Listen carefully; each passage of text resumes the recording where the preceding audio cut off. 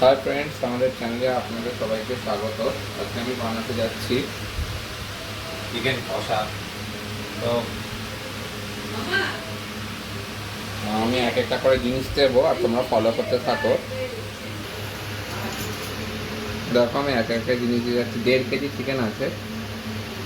1.5 KG চিকেনের জন্য ম্যারিনেশনের জন্য আমি দিয়ে দিলাম 1.5 টেবিল স্পুন আদা,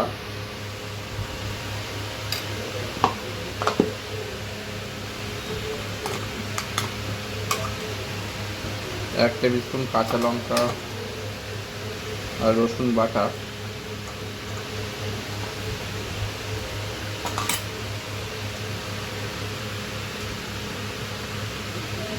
1 টেবিল স্পুন কাশ্মীরি মির্চ,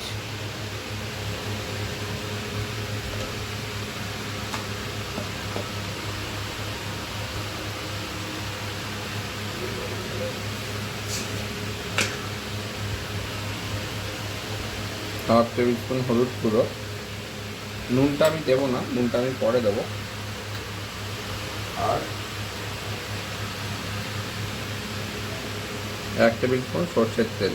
এবার এটাকে আমি ভালো করে মেখে নেব। মেখে 30 মিনিট ম্যারিনেশন করতে দিয়ে দেবো। দেখো, চিকেন আমার ম্যারিনেশন করা থাকবে কিছুক্ষণ, 15 মিনিট হয়ে গেছে, আরও 15 মিনিট থাকবে। কারণ আমার এখানে কিছু কিছু জিনিস রেডি আছে। তো আমি কড়াই চালিয়ে দিচ্ছি, একটু জল আছে, জলটা শুকিয়ে গেলে আমি মেন প্রসেসিংটা, মশলা কষানোর প্রসেসিংটা এখানে স্টার্ট করব। দেখো বন্ধুরা, কড়াইয়ে জল শুকিয়ে গেছে, ভালো করে ধুয়ে নিয়েছিলাম। এরপরে দিয়ে দিলাম আমি পরিমাণ মতন সর্ষের তেল।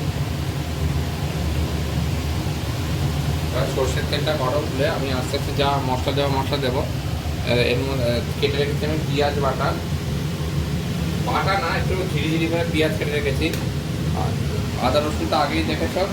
আর কাশ্মীরি মির্চ, নুন আর হলুদটা মেশাবো। ঠিক আছে, তেলটা গরম হয়ে যাক, তারপর আমি আবার ফিরে আসছি। আর এটা টমেটো বাটাও মেশাবো, টমেটো বাটাও করে রেখেছি। ফিরে আসছি আর অ্যামাউন্টটাও বলে দেবো কত কত দিতে হবে। তো দেখো দেখো তেল আমার গরম হয়ে গেছে। এরপর থেকে আমি কাঁচা মশলাগুলো দিয়ে দিচ্ছি। তো যেহেতু আছে এই 1.5 কেজি চিকেন আছে, আজকে 3খানা তেজপাতা আমি দিয়ে দিলাম। 3খানা তেজপাতা, ছোটো এলাচ, লবঙ্গ আর একটু দারচিনি।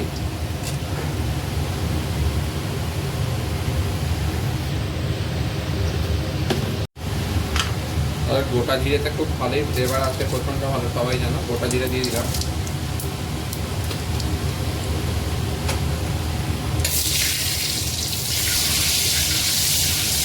একটুখানি কষে গেল।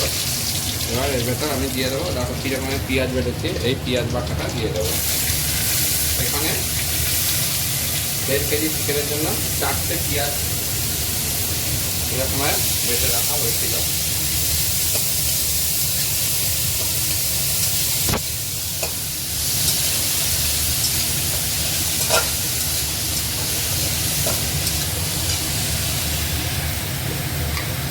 এর ভেতর দিয়ে দেবো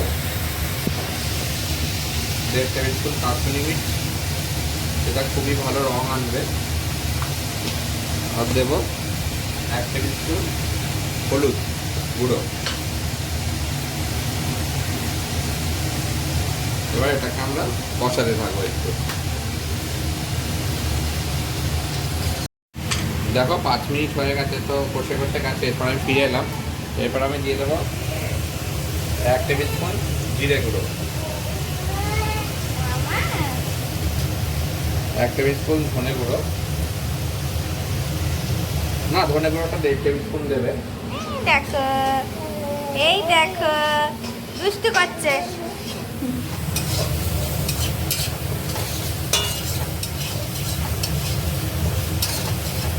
কালারটা এসছে এখন। এবার এটা মিশিয়ে দেবো। দুষ্টু দিয়ে আমার আমরা একটু রসুন আর কাঁচা লঙ্কার পেস্টটা,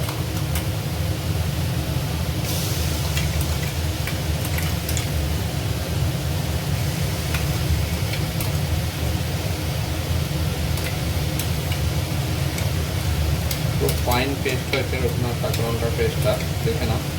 রসুনের গন্ধটা যেহেতু যেতে টাইম লাগে ওই জন্য আগেই মিশিয়ে দিলাম।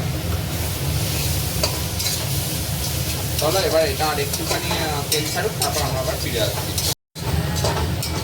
দেখো সব মশলা মিশে গিয়ে কি সুন্দর গন্ধটা চলে এসছে।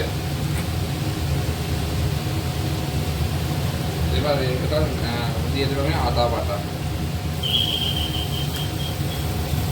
1.5 টেবিল স্পুন। আর এই টমেটো পিউরিটা যে করে রেখেছি 3টে টমেটোর, এই টমেটো পিউরিটা পুরোটা দিয়ে দেবো।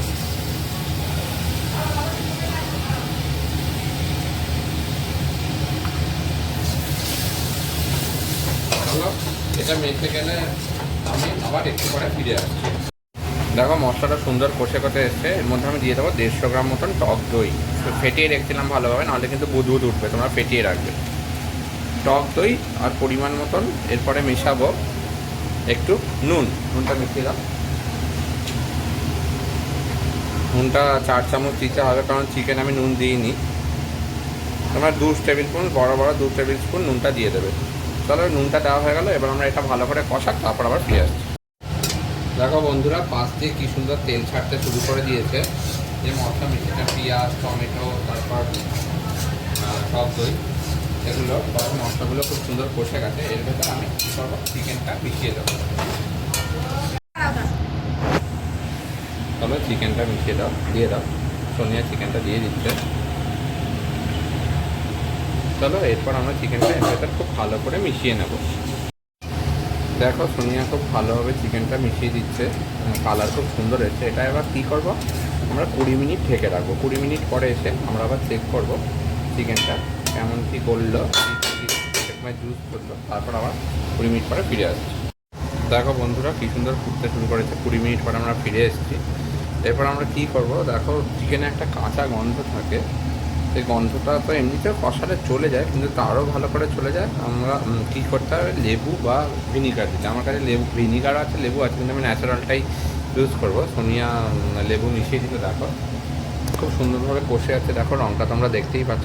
আর দিয়ে দেবো আমরা সামান্য পরিমাণ মতো 1.5 টেবিল স্পুন চিনিটা দিয়ে দাও।